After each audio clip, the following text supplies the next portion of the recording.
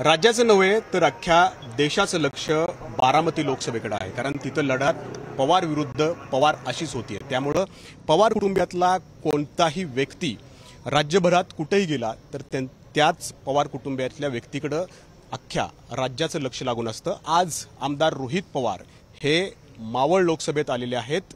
मवियाचे उमेदवार संजोग वागेरे अर्ज त्यांच्या हस्ते भरला जाणार आहे। खरं तर मावळ लोकसभा पवार कुटुंबीय कधीही विसरू शकत नाही। कारण या ठिकाणी 2019ला पवार कुटुंबातला पहिला पराभव पार्थ पवार यांच्या रूपाने झाला होता।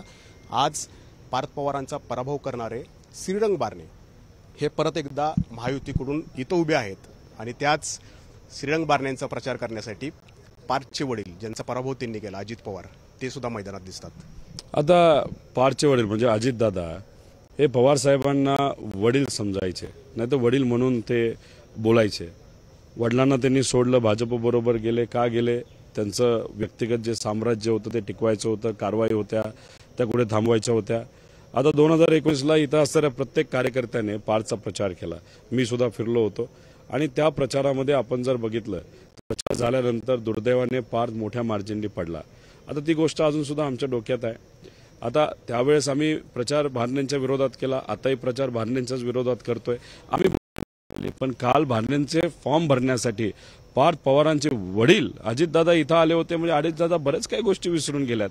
त्यांना तो पराभव पचनी पडलाय, म्हणजे पचनी नाही, त्यांना बऱ्याच इतर काही गोष्टी पचवायच्या आहेत म्हणून त्यांना ह्या गोष्टी कराव्या लागतात।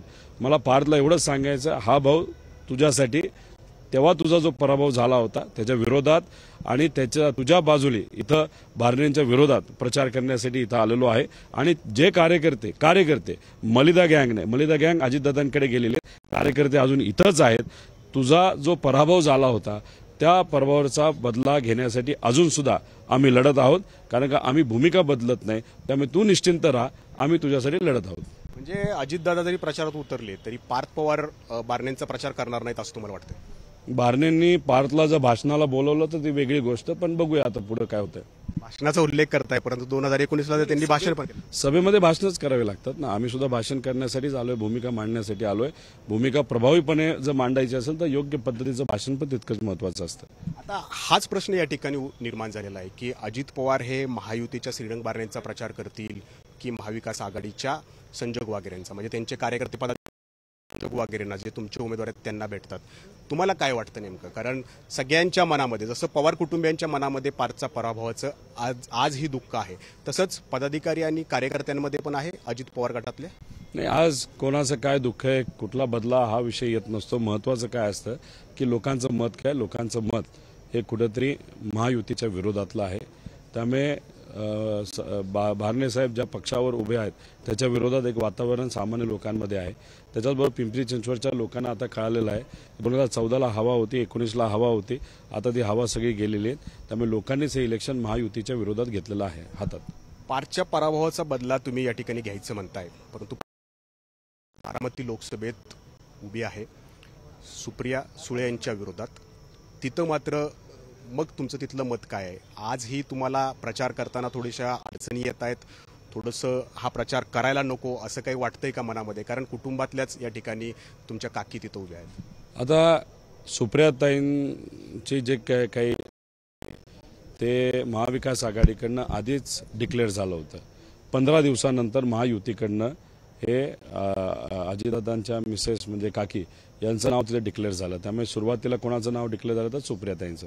चान्स कोणाला होता माघार घ्यायचा? दादांकडे। दादांनी माघार घेतलं का त्या नाही घेतलं? का नाही घेतलं तर भाजपचं प्रेशर होतं, कारण दादा आता भाजपचं खूप काय ऐकायला लागलेत। आणि मग अशा परिस्थितीमध्ये दादांनीच तो निर्णय तिथं घेतला पवार विरुद्ध करण्याचा, तर तो त्यांचा निर्णय आणि हे लोकांना कळलेलं आहे। लोक नक्कीच तुतारी वाजवणारा जो माणूस आहे तो जे चिन्ह आहे सुप्रियाताईंचं, याच्या पाठीमागे भक्कमपणे उभा राहून सुप्रियाताईंना कमीत कमी 3-3.5 लाखाच्या लीडली निवडून देतील। तिथं एक अपक्ष उमेदवार आहे, तुमचं चिन्ह आहे तुतारी वाजवणारा माणूस, त्या अपक्ष उमेदवाराला चिन्ह मिळालंय तुतारी, अडचण होईल याच्यामुळं? नाही होत, अजिबात नाही होत। कारण लोक वरचेच 3-4 चिन्ह बघून योग्य अशी भूमिका घेत तुतारी वाजवणारा माणूस कुठला ह्याच्याकडे बघून तिथं ते मतदान करतील। कॅमेरामन विजय राऊत, नाजिम मुल्ला, एबीपी माझा, पिंपरी चिंचवड। एबीपी माझा, उघडा डोळे बघा नीट।